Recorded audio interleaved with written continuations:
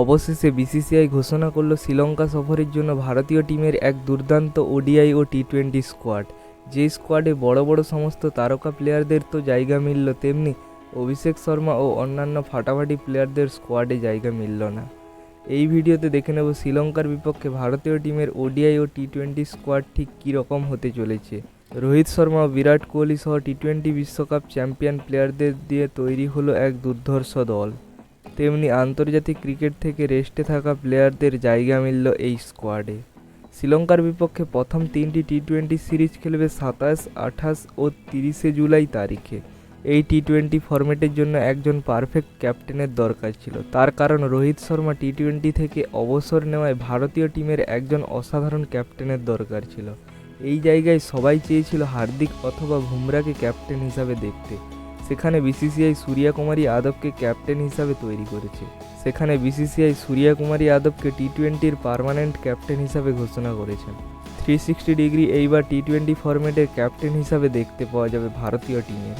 এবং শ্রীলঙ্কা সফরে সূর্যার ক্যাপ্টেন্সির পাশাপাশি শুভমন গিলকে ভাইস ক্যাপ্টেন করা হয়েছে। যেখানে জিম্বাবুয়ে সিরিজে শুভমন গিলকে ক্যাপ্টেন করা হয়েছিল, সেখানে তাকে সহ অধিনায়ক হিসেবে বেছে নেওয়া হয়েছে এবং উইকেট কিপার হিসাবে ঋষভ পন্ত ও সঞ্জু স্যামসনকে রাখা হয়েছে। এবং অলরাউন্ডার হিসাবে শিবম দুবে, হার্দিক পান্ডিয়া ও অক্ষর প্যাটেলের সাথে মাঠে নামছে ভারতীয় টিম। হার্দিক পান্ডিয়া একজন প্লেয়ার হিসাবে মাঠে নামতে চলেছে। জয়সওয়াল ও রিঙ্কু সিং ও রিয়ান পরাগের দলে জায়গা রয়েছে। রিয়ান পরাগকে আরও একবার সুযোগ দেওয়া হলো ভারতীয় স্কোয়াডে। এবং বোলিং হিসাবে ওয়াশিংটন সুন্দর, রবি বিষ্ণুই, আর্শদীপ সিং, মোহাম্মদ সিরাজ এবং খালিল আহমেদের স্কোয়াডে জায়গা রয়েছে। দুর্দান্ত সেঞ্চুরি করেও অভিষেক শর্মার স্কোয়াডে জায়গা মিলল না।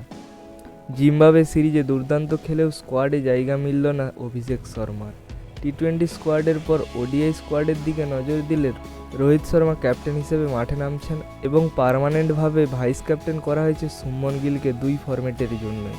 এবং নম্বর 3-এ রান মেশিন বিরাট কোহলি এবং উইকেট কিপার হিসাবে দলে জায়গা মিলেছে কেএল রাহুল শেষমেশ দলে ফিরেছেন। শ্রেয়াস আয়ার ও কেএল রাহুল দুজনেই লাস্ট ওয়ার্ল্ড কাপ 2023-এ খেলেছে, তারপর থেকে আর কোনো আন্তর্জাতিক ক্রিকেট খেলেনি। তাই এইবার মাঠে নামতে চলেছে এই 2 তারকা ব্যাটসম্যান। এবং অলরাউন্ডার হিসাবে শিবম দুবে ও রিয়ান পরাগ এবং ওয়াশিংটন সুন্দর ও অক্ষর প্যাটেলের দলে জায়গা রয়েছে। অক্ষর প্যাটেল, ওয়াশিংটন সুন্দর এবং রিয়ান পরাগ 2 ফরম্যাটের স্কোয়াডেই এদের জায়গা রয়েছে।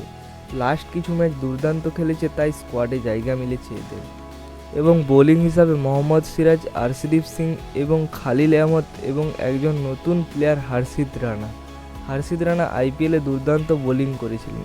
এখানে ঠিক কীভাবে খেলবে সেটাই দেখার। 27 জুলাই থেকে শ্রীলঙ্কা সিরিজ শুরু হতে চলেছে। এই ছিল ভারতীয় টিমের সম্পূর্ণ স্কোয়াড। আপনাদের কি মনে হয় স্কোয়াডে কোনো পরিবর্তনের দরকার? তাহলে নিচে কমেন্ট করুন। ভিডিওটি ভালো লাগলে একটি লাইক করুন এবং চ্যানেলটিকে সাবস্ক্রাইব করে রাখুন। ধন্যবাদ সবাইকে।